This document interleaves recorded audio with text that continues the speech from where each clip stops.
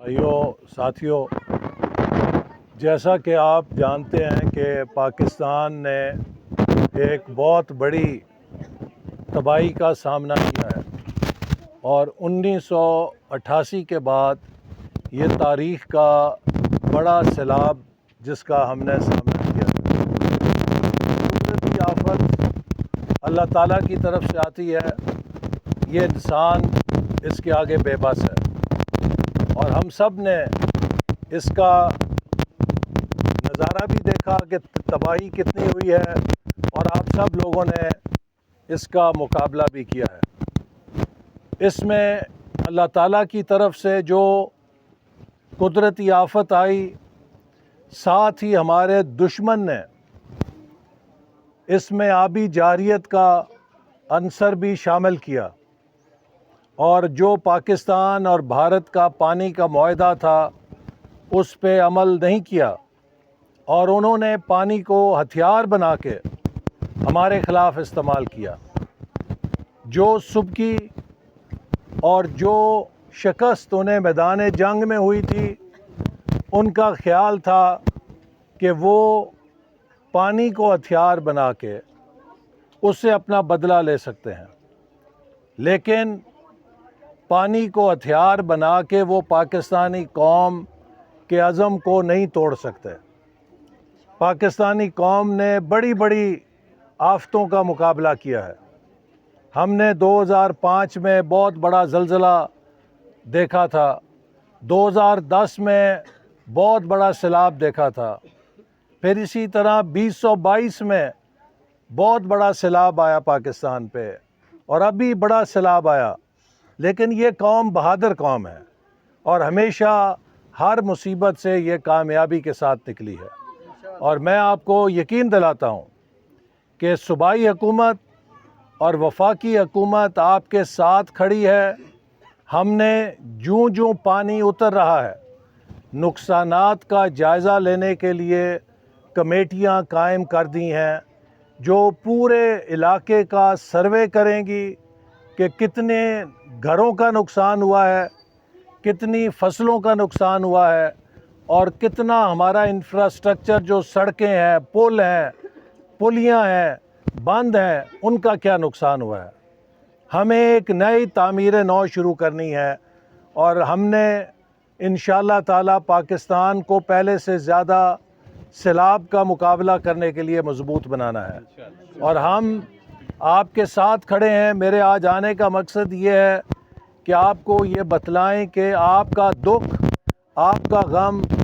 حکومت اور ہم آپ کے نمائندوں کی حیثیت سے آپ کے ساتھ اس میں شریک بھی ہیں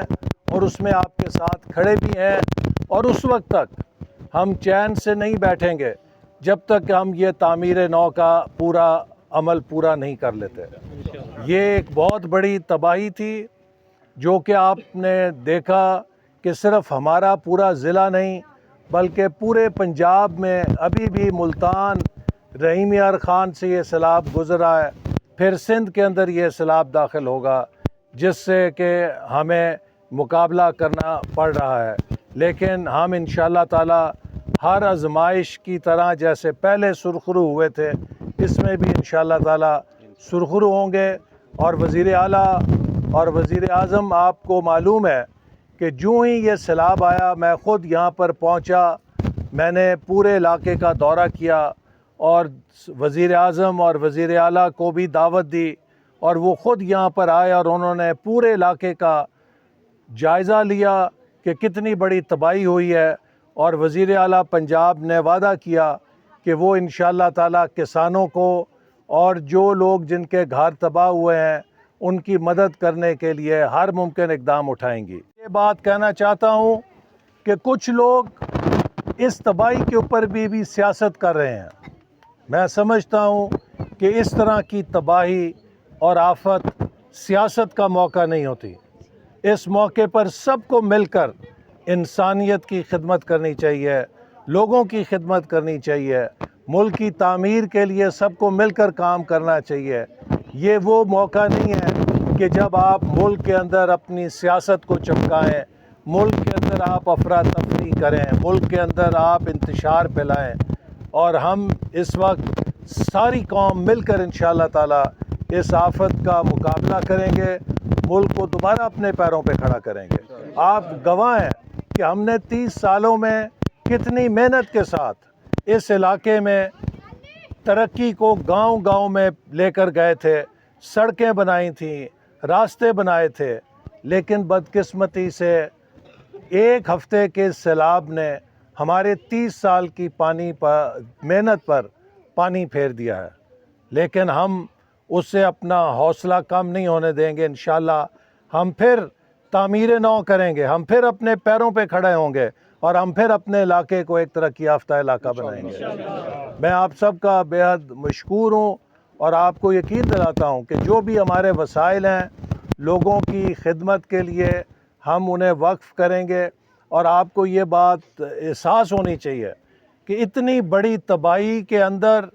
اگر آپ دیکھیں حکومت الرٹ نہ ہوتی، حکومت کے ادارے اپنا کام فرض ادا نہ کر رہے ہوتے تو سینکڑوں کی تعداد میں اموات ہو سکتی تھیں، لیکن صرف گنتی کے چند لوگ وہ بھی اپنی غلطی سے ڈوبے ہیں۔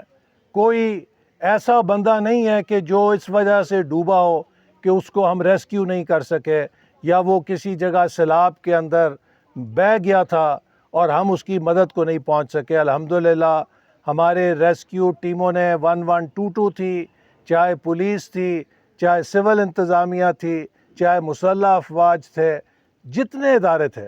سب نے مل کر انسانی جانوں کے نقصان کو اس کو زیادہ نہ ہونے سے روکا، اور یہ ہماری بڑی کامیابی تھی۔ فصلیں دوبارہ اگ جاتی ہیں لیکن انسان چلا جائے تو وہ دوبارہ نہیں آ سکتا۔ گرا ہوا گھر دوبارہ تعمیر ہو جاتا ہے لیکن جس گھر کا فرد چلا جائے وہ گھر دوبارہ آسانی سے کھڑا نہیں ہو سکتا۔ تو اس لیے ہمارے لیے سب سے بڑی ترجیح یہ تھی کہ ہم انسانی جانوں کو بچائیں، اور الحمدللہ اتنے بڑے سیلابی ریلے میں ہم نے بڑی اللہ کے فضل سے کامیابی سے انسانی جانوں کو ضائع ہونے سے بچایا ہے، ورنہ جتنا بڑا یہ سیلاب کا ریلا تھا اس میں اندیشہ تھا کہ بہت زیادہ انسانی جانوں کا نقصان ہو سکتا ہے۔ تو میں آپ سب کو یہ بات کہہ کے اجازت لوں گا کہ آپ نے اس نقصان پر آپ رنجیدہ ہیں، ہم آپ کے ساتھ غم میں شریک ہیں، لیکن ہم انشاءاللہ مل کر دوبارہ اس علاقے کی تعمیر کریں گے، ملک کی تعمیر کریں گے، اور وہ لوگ جن کے گھر تباہ ہو گئے ہیں، جن کی فصلیں تباہ ہو گئی ہیں، ان کے لیے بھی انشاءاللہ تعالی حکومت سے مل کر ہم مدد لے کر آئیں گے تاکہ لوگ اپنے پیروں پہ کھڑے ہو سکیں۔ پاکستان زندہ باد۔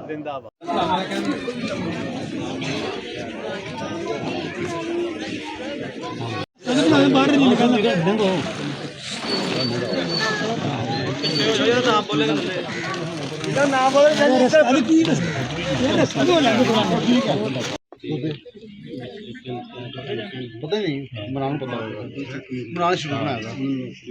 ਇਮਰਾਨ ਲੱਗਦਾ ਉਹ ਤੇ ਅੱਗੇ ਹੈ ਨਾ, ਤਾਂ ਬਹੁਤ ਜ਼ਿਆਦਾ ਪਿੰਡ ਨੇ ਸਾਡੇ ਏਰੀਆ ਤੱਕ ਬਹੁਤ ਮੈਂ ਉਹ ਪਿੱਛੇ ਆਪਣਾ ਹਵਾਲਾ ਲਿਖੋ ਪੁਰਾਣਾ ਲਾਓ ਉਧਰ ਆਬਾਦ ਖਿਲਾਫ ਕੁੱਤੇ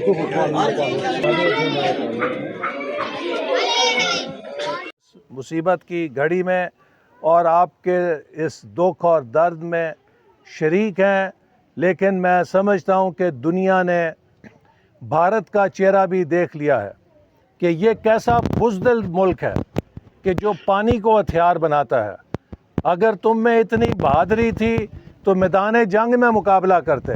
میدان جنگ میں تو تمہارے جہاز گرے، آج فضائیہ کا دن ہے، ہمیں اپنی پاک فضائیہ پر بھی ناز ہے۔ ہم اپنی پاک فضائیہ کے شاہینوں کو بھی سلام کرتے ہیں کہ جنہوں نے بھارت کے 6 جہاز گرائے اور اپنا ایک جہاز بھی گرائے بغیر اس کو عبرتناک شکست دی، اور آج پوری دنیا